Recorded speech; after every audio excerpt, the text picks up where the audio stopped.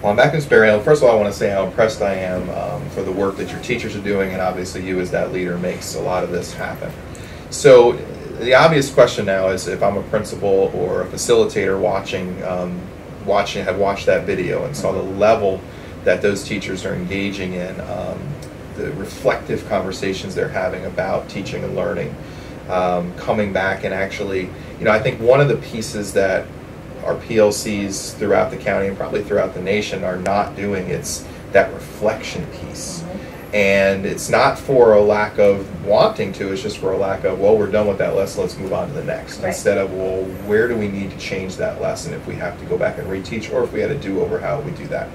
So if I'm a principal who feels pretty confident that I have my teams talking about what should students know and how should they be assessed and knows what teaching strategies would use, the reflection piece is the big one, and getting teachers to be comfortable being observed by their peers. What advice would you give to a principal looking to make that next step in the evolution of the PLC? I think you really have to give that compelling why. Why are we moving in that direction? I know that the teachers will probably say when you listen to their reflection, it wasn't really about that one lesson.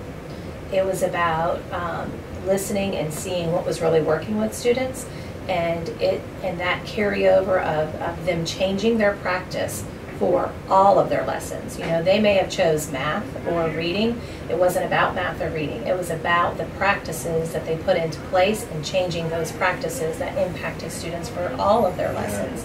It was really, really powerful. The collaboration that I saw was at a very different level, because this team that we watched were comfortable enough to not only create the lesson plan, but then go back through that lesson plan and critique it through the lens of the students that were going to be given that lesson plan. And I don't think that happens very often. So that's a different piece. So is there one barrier, like if you're looking at this year, that you would definitely say, I would have done this differently in order to make this happen for my school?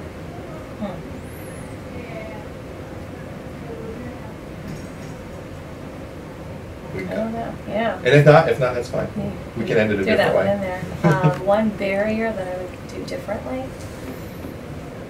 I don't know. I mean, every time we met, there was feedback from them, and we adjusted based upon, like, we had a plan and we had a vision, but it was still constantly listening to the participants of what was happening and what was working and not working. So did you plan, so you planned for potential problems by having a feedback loop built in?